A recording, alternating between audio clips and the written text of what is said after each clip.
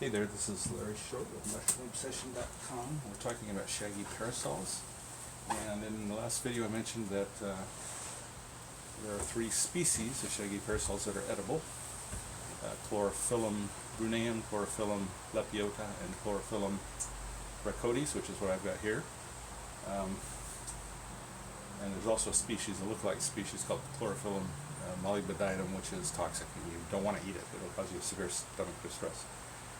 There's not too many olivieri that grow here in Washington State, so we're fairly safe here, but you still want to test. And the way that you test, because they look so similar, is through spore printing. And I've got a little simple spore printing going on here.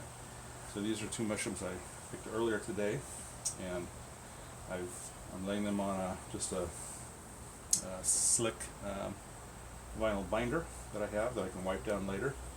Lay them gill side down, let them sit for a couple of hours at least.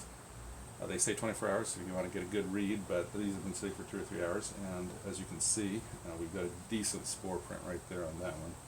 The white, the beautiful white print of the billions of spores that have dropped down in the last couple of hours.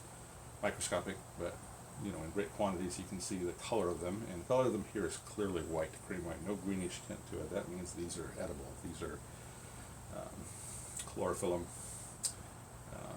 rhacodes. So good mushrooms. We're going to prepare them by dehydrating them. First, I'm going to dehydrate them whole. You can slice them into strips, but they're very fragile, so they kind of fall apart when you do that. So I'm just going to dehydrate them whole, just like this. They also have a tendency to be buggy. I just picked these three right here, and I was looking at them, and there was kind of little bugs crawling around them.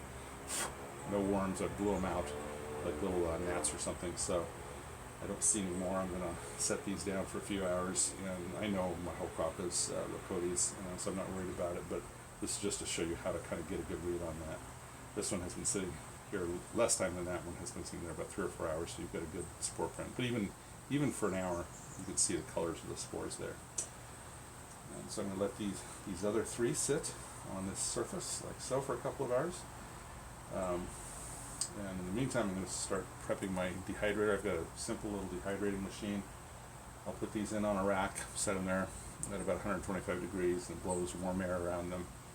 They will dehydrate quickly, probably 18 to 24 hours or less. They'll be completely dried up, shriveled, and even a mushroom like this, it's very feathery. It's probably at least 50% water, so it'll weigh a lot less than it does now. They weigh an ounce or two, a few ounces per mushroom now. So we've got 5 good Shaggies that we're going to put in the dehydrator, and we're going to leave them there for a year or two.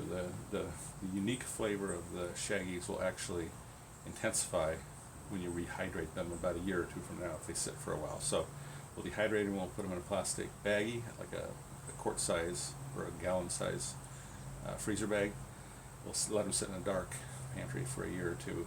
We'll mark what they are, and the day we harvested them, let them sit for a year or two, and then in a year or two we'll put them in hot water.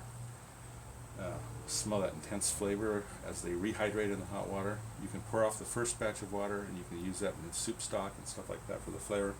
If you want to diminish that strong flavor a little bit, you can let them sit again in some more water, and that'll take some more of that flavor off of them. So, and then we'll talk about how we cook them. Then you cut them in strips, cook them with butter, salt and pepper, and have them with meat. You can flavor them in a number of ways. You can flavor them with some porter, some sherry, and some other things depending on your preference. But we'll talk a little bit about that. You want to pair them with a good red meat and also nice red wine. That's how you do it. All right. Happy shrooming, and for mushroomobsession.com, this is Larry Short.